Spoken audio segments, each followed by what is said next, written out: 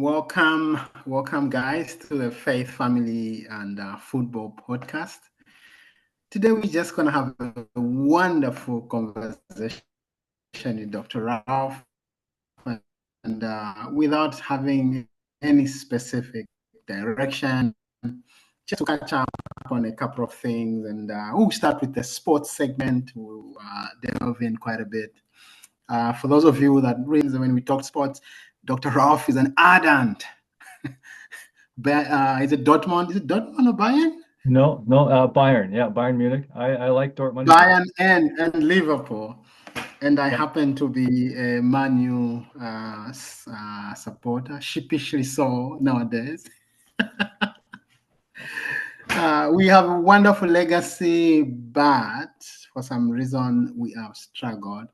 And you remember, Dr. Ralph, I told you that Van Nistelrooy, in the short stint that he was there, he had proved or shown that he had some lethargy, and he knew how to put the team together to at least get some wins. This young man from Portugal who came with a very good CV is really struggling. Yeah, it's amazing how he's struggling. Nobody would have expected that given the quality of manager that he was in Portugal. But I think the club might be too big for him. The way, the history of the club, and sometimes the weight of the just of a legacy itself can be too much for him. The last match that we played last week with Arsenal, it was very nerve-wracking, I must say, because our ball possession was 33. The majority of the match, and that's not Manchester United. Yeah, it was so difficult. They didn't play the way Manchester United plays, like a pressing match, very alert, assertive, knowing what they're doing. Arsenal plays what Arsenal does. I think Arteta has done very well to keep almost like the spirit of Arsenal, very clean, smart soccer. But Man U historically is a team that presses. They always press. They have a very nice system, but their system is very fast. You quickly press. You quickly go forward. It's not like the Arsenal or the Barcelona, which is very almost like you're walking in the pitch. Yeah, that's right. Very possession oriented. Yeah, but when you look at our Man U nowadays, I really don't know how this coach is going to come out. I don't know how he's going to come out of the difficult places in. Yeah. Because we are 4 places from relegation zone. Amazing. This is dangerous. Yeah. This is dangerous.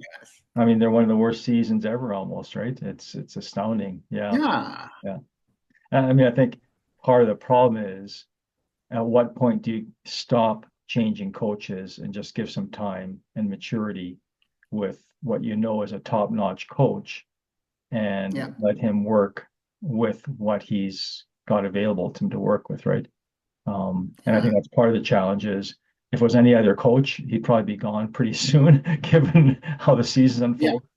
But given the turmoil of constantly shifting coaches from Man U, at some point you have to say, this person has the credentials, he has experience, he's demonstrated it in his country, and we, for the sake of stability and consistency, just need to give the team some time to breathe and rest and find their way and move forward.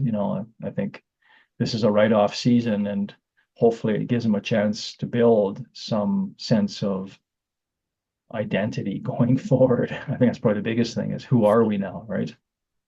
Yeah. There's something I've learned from Real Madrid, Barcelona, and I'm now seeing it in Arsenal.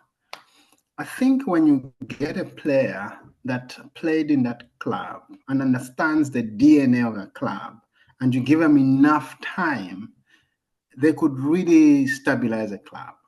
For instance, if Man U got a person who has like a Sir Alex Ferguson DNA, and just stick with such a person Mm. who is maybe in the coaching career, stick with such a person for a period of time, I want to think that DNA of Manu can come up again. Because in my mind, I'm thinking there's a DNA, there's a loss of a DNA at Manu. And of course, it's because of just changing of coaches. The turnover of coaches is too much. Mm-hmm. And that just brings confusion. In my opinion, that started with Mourinho.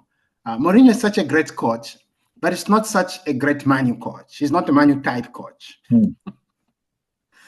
And from there, it feels like they just kept working in ways that are not Manu ways, in my opinion. Because Manu ways, I mean, we kept Ferguson for a long period of time. And Ferguson, in a sense, I don't know, maybe there was someone in the 70s, I was not born then, or early 80s, and I was a baby then, that maybe had a great record. But in my time, as far back as I can remember, I think Ferguson had shaped and formed the Manu doctrine. Mm-hmm. And I think it proved to be a winning doctrine. Manu was a team to look for anywhere in the world. Mm. And now, why don't we find somebody who has a Ferguson doctrine, put him at the helm of a club and allow him, just give him time to really settle down, support him as much as possible, let him have enough conversation with Sir Alex Ferguson, because that man, even if he cannot coach, understands these things. And then that relationship that coach could have with Sir Alex Ferguson can really feed into the mindset of the players, and that's my prognosis. I mean, if we're to look at what can we do as a club, I think the same can be said with Arsenal. Arsenal, Arteta was a Wenger player, right? Yes. And you see, Wenger rarely won tournaments, but Wenger brought stability in Arsenal, in a place where we knew that Arsenal is going to be at the Champions League, it's going to be this and that. When Wenger left, we started seeing Arsenal really tanking again, changing so many coaches. But when they brought in Arteta and they gave him time, Arteta stabilized Arsenal again. Arsenal is again a contender. I mean, they are perennial failures to correct silverware, but they've gone back to where they were, where every season, Arsenal is going to be there in the top 5, top 6, somewhere there, which is not the same with Manchester United. I don't know what to think about my analysis. Yeah, I mean, I think the challenge with Sir Alex Ferguson, I think was not even just his brilliance in knowing the game and his ability to work with his players well, to weld them into a system. But I think maybe he's even a product of his culture of the time that you can't anymore replicate. And I think like in the 70s and 80s, football players were owned by the club to even a greater degree than they are now. And they weren't just owned financially, their soul was owned by the club. And Ferguson was he was an autocrat. I mean, what he said is what went. You never question him. You didn't think for yourself. You just did what you were told. Doesn't matter how good a player and how big of an ego you had, you better not have an ego with Sir Alex Ferguson. And that kind of ethos, and that was the general ethos in the 70s and 80s for clubs. We don't have that kind of ethos. Now it's the big name players have an ego. You have to sort of work with them. They're not going to just bow to you and kowtow to what you tell them. They want to have a say. It's a very different culture, and I think a much more challenging culture to actually weld a team. It's no longer the army that you're in, kind of a thing, where this is boot camp and you better kowtow or else you're out of here.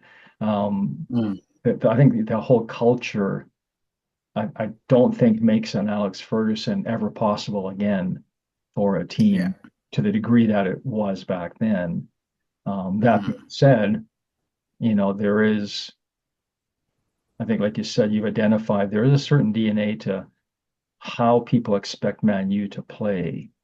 And I think you're really, really astute that Marino just killed it because he was, we're going to park the bus and just let them play around us, and then we'll look for the counterattack.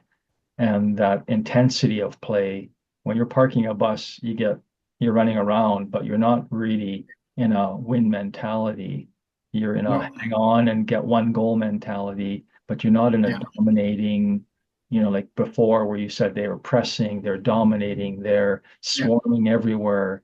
You lose that mentality, and that's a team DNA, like you said, that is something you have to get rid of. And that puts you in the wilderness for a while till you can figure out, how do we get back to what we need to do to win in today's soccer culture. So and when you're I don't know if you've probably seen how Ratcliffe has proposed this $2 billion mega stadium now for Man United. Yeah. I'm like, okay. Yeah, I'm going, wow, you have faith in your team because I'm like, okay. You sure hoping you're failing, you're struggling, you might even be relegated in the next season, and you want to invest $2 billion in this. Okay. Well, I like the faith, but it's just, for me, mind-boggling. It's quite mind-boggling. But So I don't know how to. Ratcliffe is like a Ferguson in that sense, right? Because he's really taking the bull by the horns, all the layoffs of staff, cutting, pairing. He's questioning, even was it today or yesterday, made comments about, our big players aren't performing and they're probably overpaid. And so, I mean, he's, he's wading into the battle and saying, I'm gonna turn this thing around. I have vision, I have investment, I have motivation. And that's probably the best thing for Man United is knowing somebody cares enough to make sure that he's putting them on the right footing for the long term. And I think that kind of forward-looking intentionality, that will settle the Man U spirit, get back to that one DNA of we're building for long-term success and there's a plan, there's a commitment. Okay, let's settle in, get this thing done right. Let's move forward. I like that, but then I also think they need to look forward and backwards because part of what made Man U was just the ethos that Man U had. You and I were spoken about the 1999 Bayern. Mention that one again. Don't even talk about that. And when they scored, a Bayern fan, that stuck and burned in my memory as a pain that will never go away. You see, then they would push till the end. They would press and press and press and press till the end. Yeah. They even had the reputation that Man U would score from 85 to 95. From the hour mark 85 to 95, they are the most dangerous because now they are pressing on all cylinders. Yeah. But the Man U that, in my opinion, was brought in by Mourinho, how do you bring Italian football to England? It just never works. Mm-hmm. The Italians will defend, and by chance they score. But then Man U will entertain you as they win the game. Yeah. Because they'll press and press and press and press. Cristiano Ronaldo succeeded at Man U because of the culture that was there. Because Man U brought Ronaldo out. And in my thought, I think even Neymar, if Neymar went to Man U first, he could have been a totally different player because of the type of soccer that was played. Neymar is a runner. He goes to Barcelona, who don't run. It was just a poor move, in my opinion. But if he went to Madrid, maybe he could have also succeeded because Real Madrid is also a running team. They have a culture of running and pressing and whatnot. So for me, I'm like, Man, you need to go back to the DNA of entertain the world. Man U at some point was the richest club, the most famous club, not just because they were winning, because they were entertaining us. You're right. They praised and did wonders on the pitch. But now, I think the problem is management.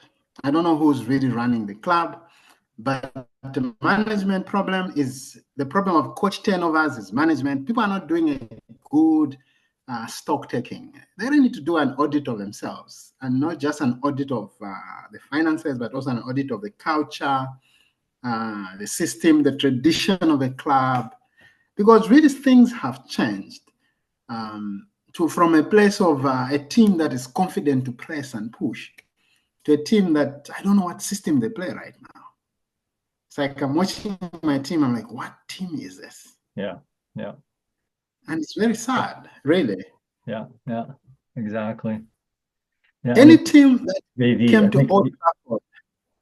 Yeah, I was going to say the ethos of Man U, I think, is best represented by Bruno Fernandes. Yes, but he's alone. Yeah. Yeah, unfortunately, the intensity and the drive and the creativity just isn't there consistently in the other players, right? No, it's not there. Because you think of players, even Rooney. Rooney was a bit chubby, but Rooney was a runner. You could see the brother is everywhere. I mean, just the whole. You go to this twin striker, Dwight York and Andy Cole and Dwight York. I mean, they could dismantle defenses. Van Nistelrooy himself. It's but no, they've lost it now. I don't know what if one was to be asked, what is the doctrine of Man U? I'll be like, I don't know. Really, I don't know. I might say the same about a lot of German teams. I just don't know their doctrine. I think it's very difficult to see exactly what are they guys doing. May you explain a bit on German league, the Bundesliga, because I feel like first your team Bayern. Sometimes I feel like Bayern also do not have a system that one can even write a thesis about to say this is the Bayern doctrine. I don't know, but maybe you guys don't follow it a lot. Maybe help us. What do you call is a Bayern? What did you say is a Bayern doctrine?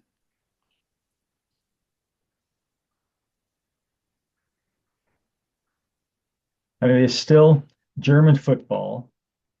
Like if Italian could be identified as defense first, and then hope you get some offense at least once or twice in the game.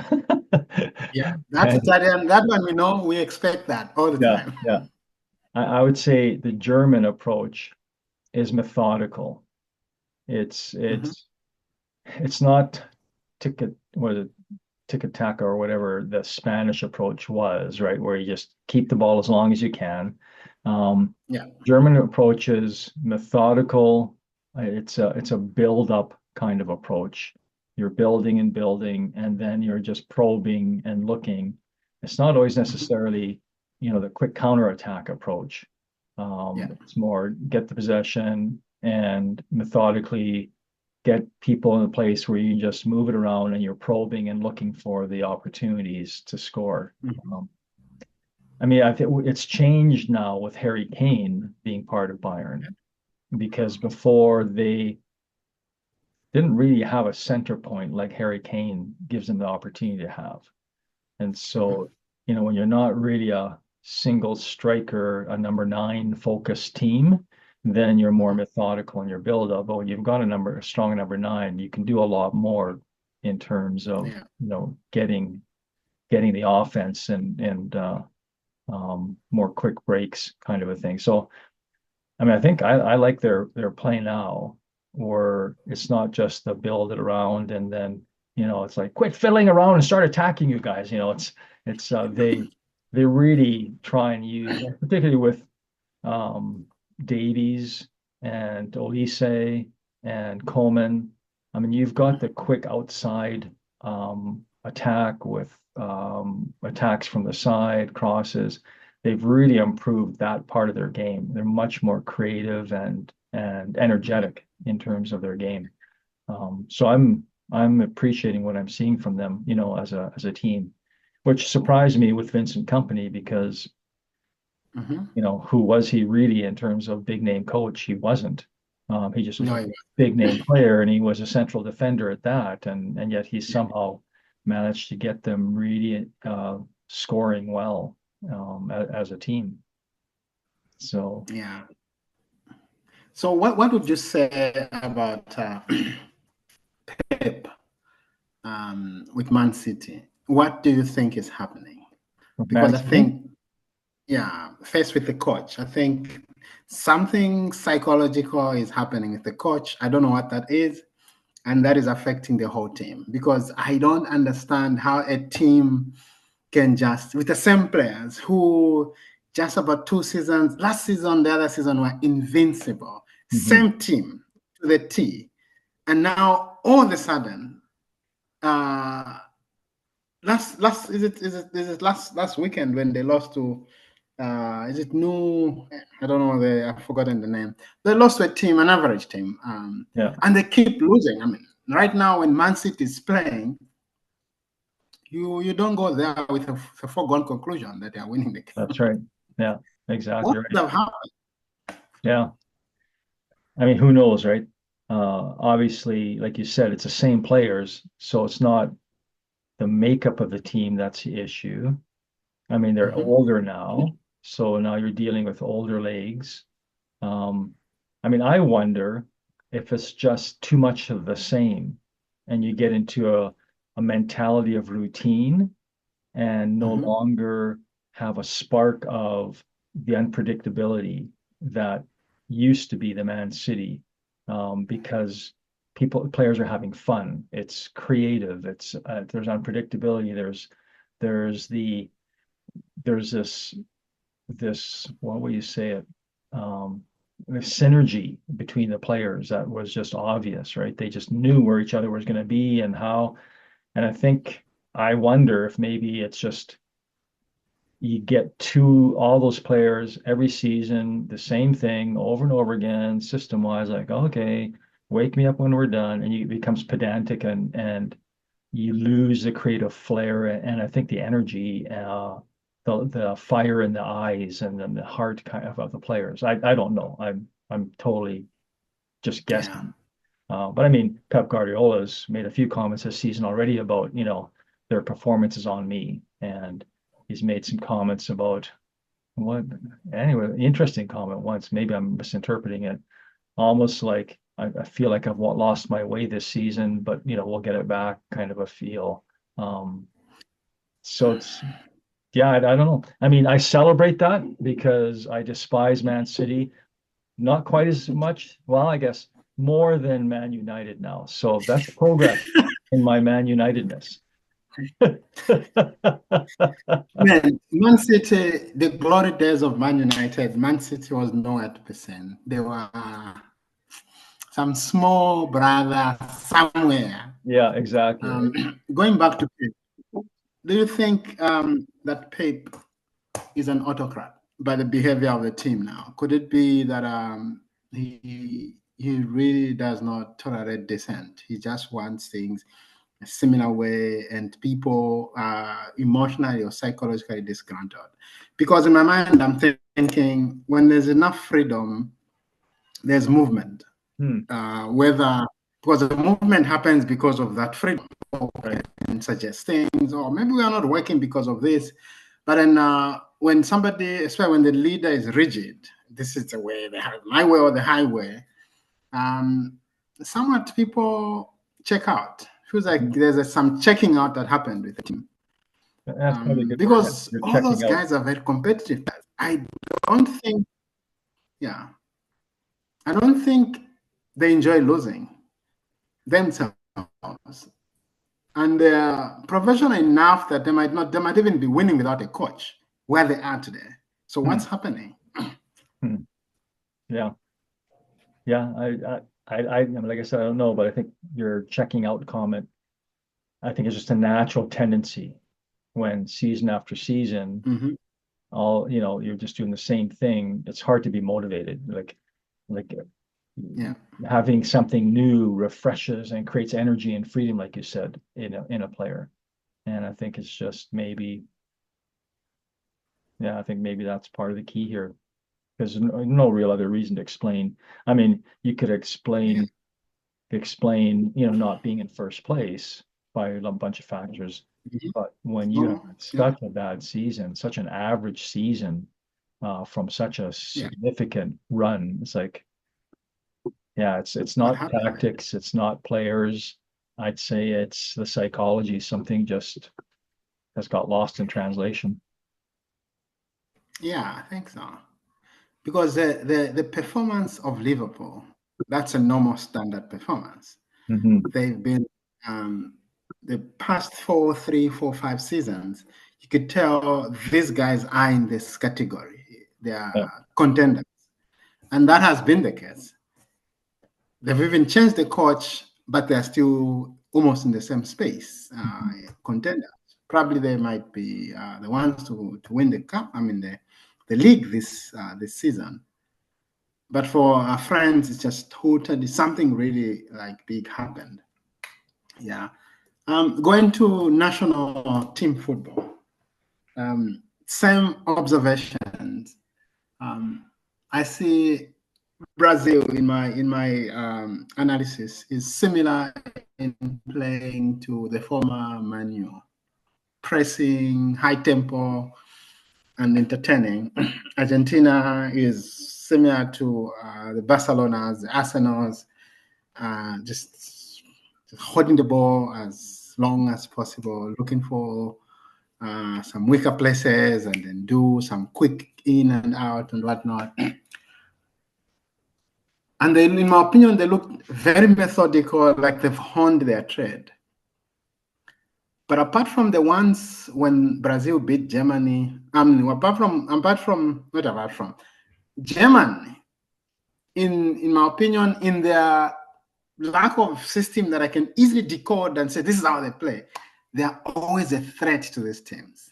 What causes?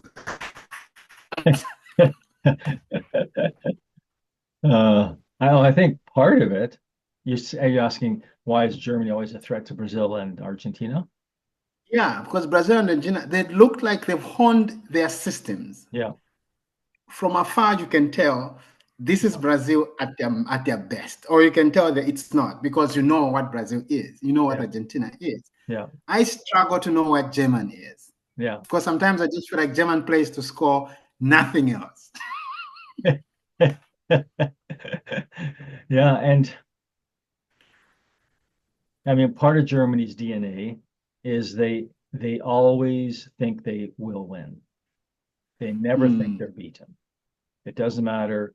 They just think we can come back. No big deal. Yeah, whatever. We've demonstrated over the decades that you score on us, you're ahead. Don't worry, we'll get it back. So they never panic. They have this firm, deep belief, and that's from decades of having this consistency in how the teams have performed. And they always know that, we can, as a rule, we should at least be able to make it to the quarterfinals, semifinals of anything we're in. No problem. Well, that's just sort of our normal, you might say it's almost like entitlement. But I think the one thing, and I mean, the team nowadays, part of the struggle is they don't really have a good, strong striker. And that's the issue nowadays. Like back, until 2014, you still had Miroslav Klose, and Podolski. He wasn't always that great, but somehow they're having Podolski on when Klose was on, gave Klose another level of engagement. Maybe just being both Polish and friends, and the sense of camaraderie just adds another level of dig in and get her done kind of thing. Nowadays, there isn't really a strong striker. They're almost like Arsenal, right? Arsenal doesn't have an identified key go-to man. I mean, Kai Havertz, but he's never, his role in the German team is not as a striker per se. It's more, a backup midfielder. Um, so I don't know what it is with Germany, but they just know that they can beat everybody. And that ethos, I think, is crucial to just how they keep plugging away. But ever since 2010, they changed their system. See, I'm wearing the jersey from their 2010 Cup team. I can say, Serendipitously, because that was one of my favorite teams. Like they completely changed their methodical, pedantic, you know, work the ball around, probe and look for opportunities, wake me up when you're done, boring soccer.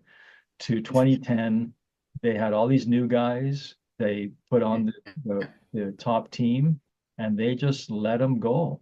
And boy, were they creative and fun and exciting. And it was like, what a breath of, it's like a Brazilian German team, basically, is what they became. And I think that ethos has been built in now for the future with the team, that creativity is something they're striving for as well. They're not just interested in ball possession, but in quick counterattacking, probing, high pressing. They like to press, force people into errors. And I like their play. I think it's entertaining. They went more for entertainment now, and they've developed players that can create that entertainment. I mean, So is it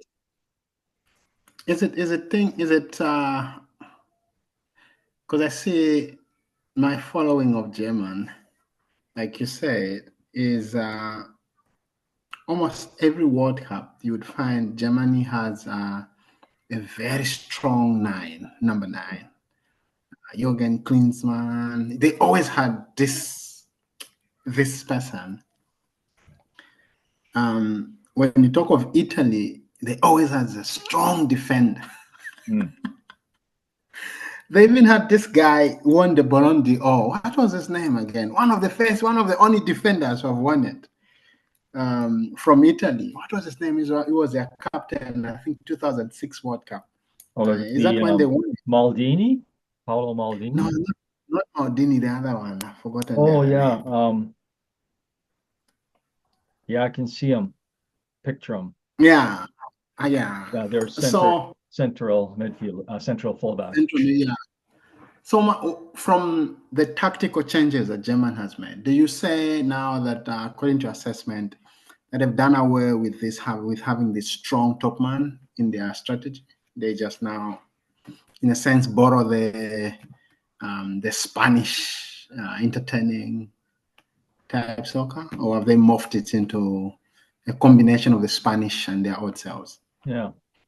Well, I think even the last European Championships, you look at the Spain-Germany game, that was an exciting game.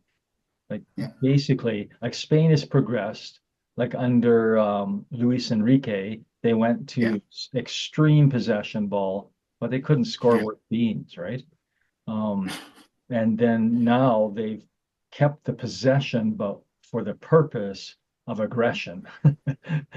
And I think Germany's the same way. It's possession with the purpose of aggression. And when both those teams played that, a very similar style of play, it was just beautiful. It was back and forth, and you're just holding your breath. You knew that any time either one of them could just score. To me, that was a European Championship final game. I mean, it couldn't have been any better, right? And then at the ending with Marino scoring with 5 minutes left and devastating German hopes. It was like, wow, this was worthy of a final. Too bad it was a quarterfinal. And so for me, even though they only went to the quarterfinal, the way they played, they should have been in the final. Should have been. They just happened to hit. Unfortunate that they met. Won it. There's some matches where you're like, man, it's unfortunate that this match is not the final. Yeah, exactly right. Exactly right. So who do you think has from Europe, who could win the 26 World Cup? Well, France again is going to be a real challenger. I mean, I'm looking at, even you look at what Mbele is doing, right? Mbappe, what he's doing right now, that he's found his groove. He's on the left side. And then you've got Ousmane Dembele, who for PSG is just tearing up the league right now on the right side. And you've got Olise, you've got Kolo Muani. I mean, you've got so much offensive threat on the French team. You got to say that they're going to be one of the top contenders. I would say Germany will be them because you're going to by the next World Cup, you've got Florian Wirtz, who's right now only 21 years old. Next year, I mean, he's going to be 22, maybe even more mature. I mean, it looks like he's probably going to be scooped up by, some of the huge clubs in the world, Real or Barcelona or Bayern or whoever. They're all after Wirtz because he's such a creative midfielder, attacking midfielder. So you got a lot of the German players that are going to be maturing, and I think are going to be a real strong contender. They've got a year to figure out their goaltending because Manuel Neuer is too old now. And so they've got some time to figure out who's this goaltender going to be. But if they get the right one, I think they'll be right up there as well. Italy's just inconsistent, depends. They've lost the last up. Yeah. Spain? Well, Spain's always there. Yeah, they'll definitely be a contender, especially with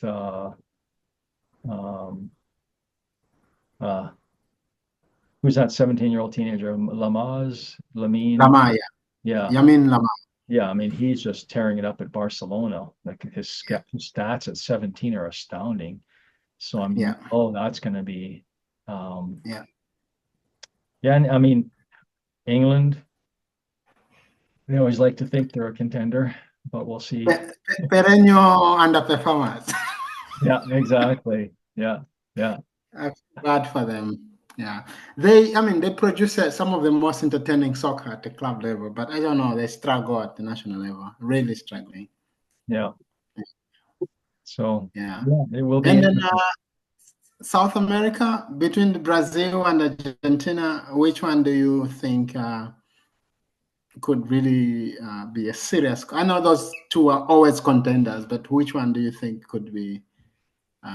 Can Argentina break some record and win it twice? Yeah, I sure hope not. Then people worship Messi because he wants to play for next. Yeah. Oh, well, when I think of international teams, Argentina's right up there for the ones I despise the most. Italy and Argentina. As a German fan, those are our nemesis. So. Oh my Lord. Was it World Cup 2014? I remember I was on outreach in Lesotho, Germany versus Argentina. Man, what's the name of this 2010? That was 2014. The final. Okay. Yeah. The final. Yeah. That was a match to watch. I mean, you must love them because if you're a good team, you want good competition. Yeah. So. And it was a great game. How much is salivate for? Yeah. Too bad it was so low scoring. Oh yeah. I mean, like finals are usually tactical battles. Yeah. Really, it's like whoever has a superior tactic and maybe superior tactics and serious resilient and defense capabilities will have a better chance. I think it's just like almost every final has a lot of tactics to it. And I think even the way they approach them like a Mourinho. You have to pack the bus and just see where there's a weakness and try to exploit it. Yeah. My favorite Argentina-Germany game was in 2010. Is it? Yeah, when Germany beat Argentina 4-0. And when Maradona was the coach in charge, that was the Yeah, right? ultimate joy. Serves you right, Maradona, to be totally embarrassed like that. You're not a coach, my friend. My Lord. You know, those are icons of football, and Yeah, I'm sure German loves and really shares humiliating them just to make them, because Germany is also one of those teams that are from the 70s, 80s you would never mess with. So they are always, so there's a league that competes. Teams like Spain, it's just now that they've come back, they've come to the fore right. where they're really competing. But historically, you find Italy, you find Germany, and obviously the two South Americans, Argentina Brazil. and Brazil. France also was here and there, but not necessarily consistent. The Right. couple of World Cups, maybe 2, 3, that's when you found 2, 3, 4. France has been like really pressing, really pressing. But before that, we were singing German songs and Argentinian songs and Yeah. and Brazilian songs and Yeah. yeah, which is very interesting. So, in your hemisphere, who do you think will go furthest in the Northern American circuit? Mexico, maybe? They just always seem to underachieve. Yeah, I think so. Yeah. But And I think maybe right now they probably would be the ones because the states aren't that great.